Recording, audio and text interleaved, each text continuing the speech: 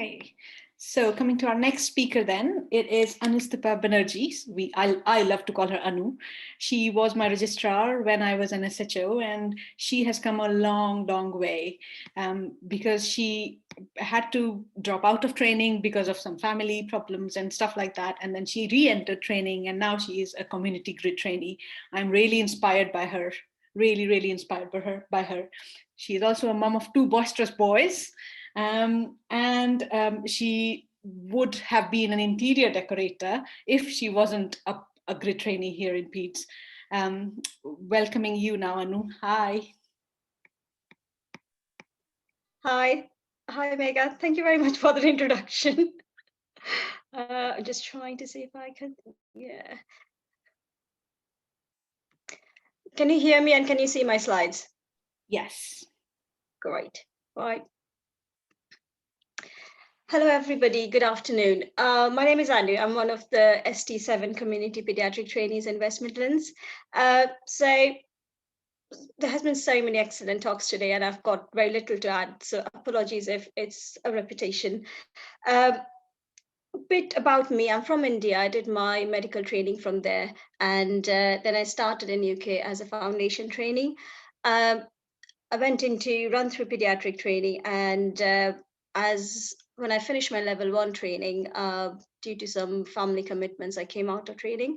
And so when I came out of training and I worked as a clinical fellow, I made it quite clear. By that time, I knew that my interest was neurology / community pediatrics, and I made it quite clear where I worked that I wanted projects in that specialty. So those 2 years actually gave me opportunity to develop my CV a lot.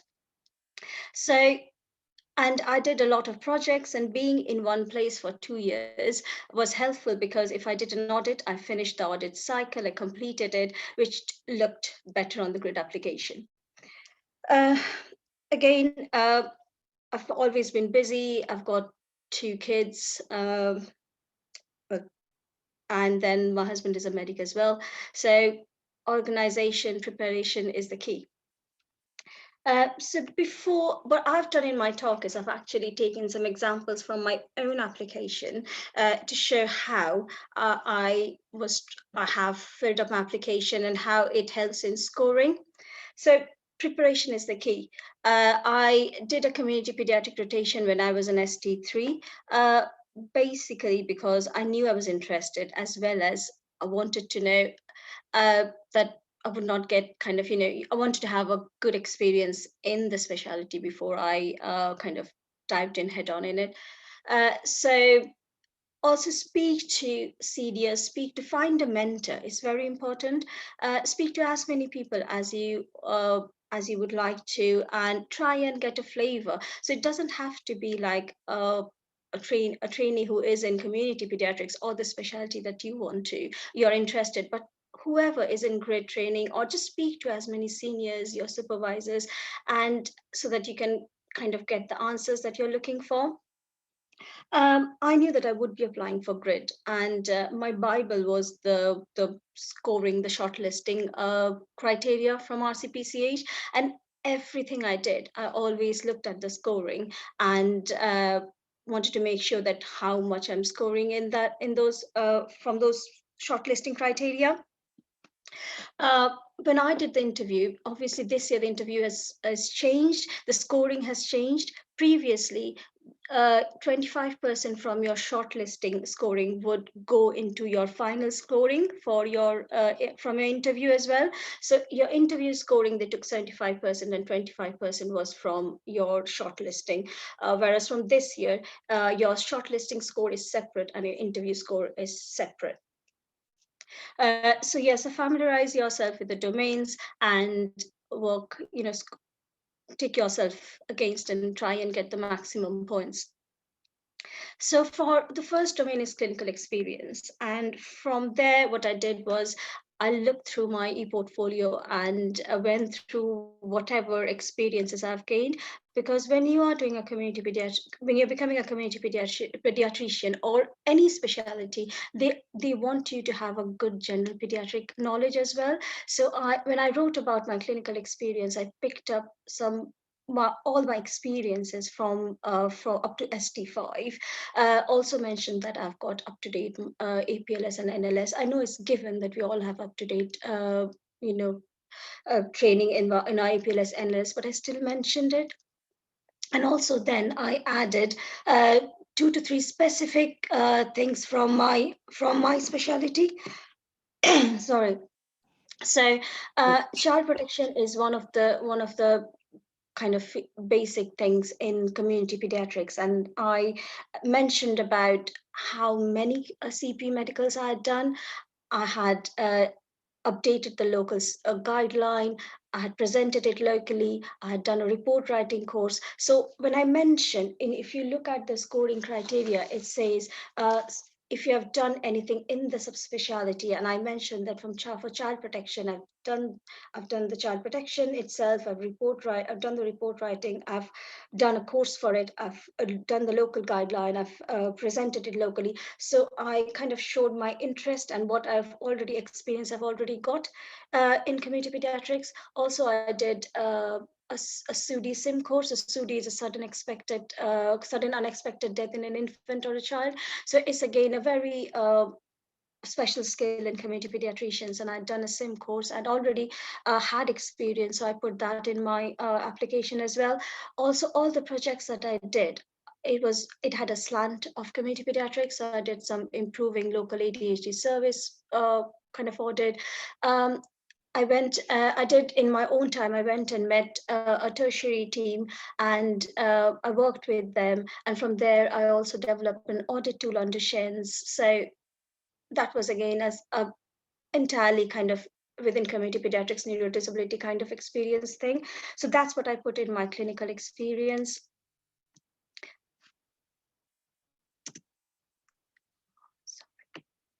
So from the QI and audit projects, we all do plenty and many audits in our during our training time, and you have to pick up 2 or 3 projects that are special. Because the one thing that they want to see is your transferable skills you're bringing. It's not about how many projects; it's a transferable skills that you're bringing into the specialty. So the QI project I picked up was a very simple project that I did on improving handover process, but I completed the audit cycle. So I did the audit.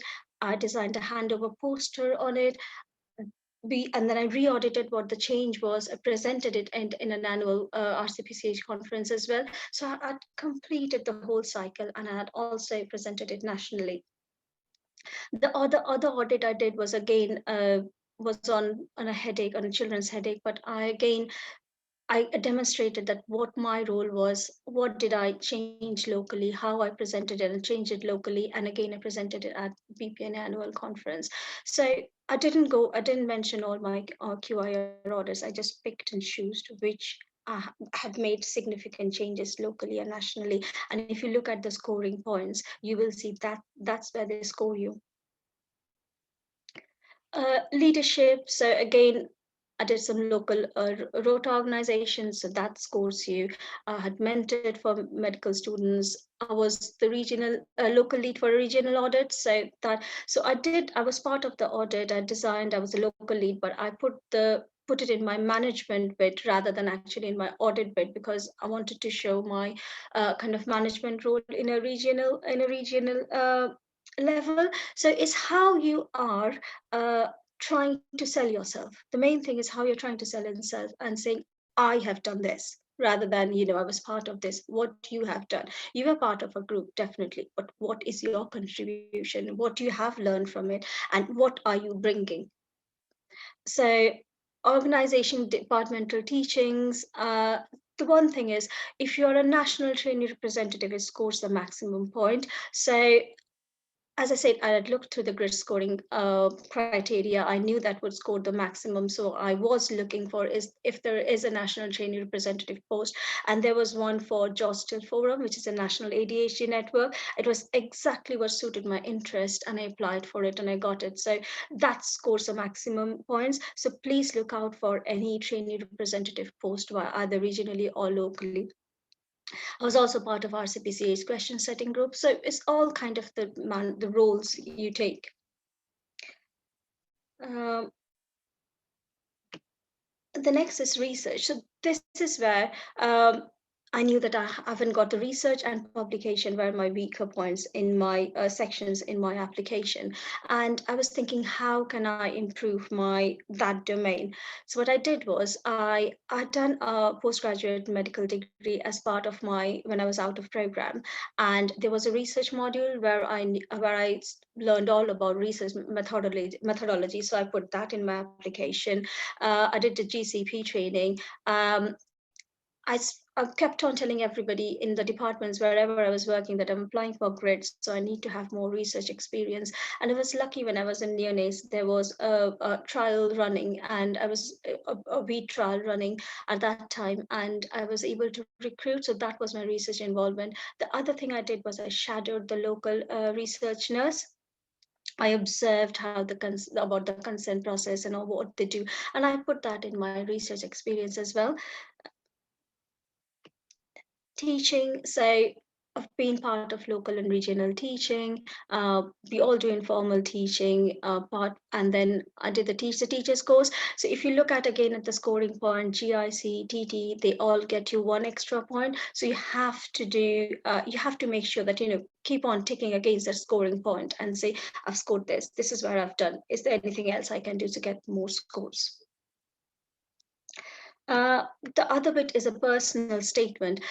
So this is again it's around 500 word area where you can write 500 words. So this is where you actually tell who you are and how you're motivated, what experience you've already got in that specialty, and what is your motivation and what you want to do. So I said everybody does community pediatrics in level 2, but I did in level 1 as well. I knew what I was getting myself into. I knew what the type of different clinics and everything, and I already knew what I was interested in. I was interested in neurodevelopmental disorders. I was a national trainee representative also there. So I knew what I was getting into, what I was doing, what I wanted to do. So I had the motivation, I had the experience as well. I understood the MDT approach, which is very important in general pediatrics as well as in any stream of pediatrics. So you have to kind of make sure that they see you and how unique you are. So my advice would be, once you've written up your application, please get it reviewed by somebody. I got the maximum help from a trainee who had just got into grid community pediatrics. So she was the best person, and she left and said, you have your note, keep within your ward limits and how you're going to kind of write the application. So please get it checked. You don't have to adapt everything that they're suggesting, but it does improve your application.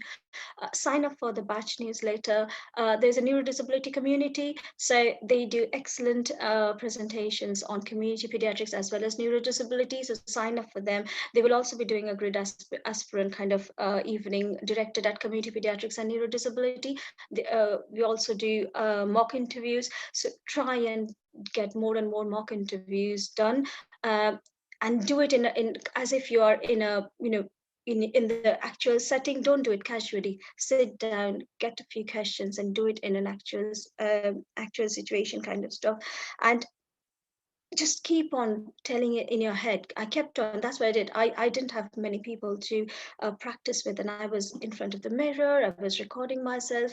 In my head, it was always telling myself, if somebody asked me why did I want to do community, how am I going to structure my question, and how am I going to finish in that time limit?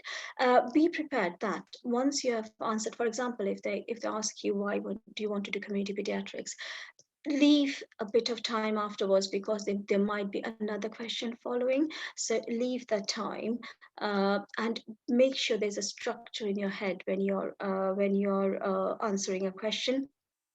uh, uh, don't be shy of selling yourself. Those who are interviewing you don't know about you, might not have read your application. So if you have said something in application, doesn't mean that they know you. So yes, sell yourself in your shortlisting, in your application, sell yourself in your interview as well. uh, so What else? Yeah, happy to be contacted for any if anybody wants me to go through the application, if you want any mock interviews. Um, yeah, I'm happy to help. Um, just trying to think, is there anything? Yeah, so how much time do I have, Megha? Well, we are running out of time. So yeah, as I said, and when you are preparing for an interview, know why you want to do community pediatrics, read about latest kind of articles and kind of what you're bringing for community pediatrics, and know about how the multidisciplinary team approach works in community pediatrics. All the best. Thank you so much, Anushka, for that talk. Really inspiring again. And I really just want to apologize that we're running 15 minutes late at the moment. Our next speaker is my fantastic co-registrar from Sheffield. It's Ala Fadila. She is ST8 Neurology Grid, and I'll let her introduce herself. Thank you, Ala, for coming in. Thanks, Rashmi. Hi, everyone. Nice to meet you all. I'm Ala Fadila. I'm a neurology grid registrar in Sheffield. I was really just, hopefully in the interest of time, because I am aware we're overrunning, I'm just going to go through a few pointers really for the neurology grid. I mean, we've had honestly fantastic talks from everyone today, and I mean lots of advice that I would have found very useful prior to applying for grid. So I'm just going to share my screen if that's okay.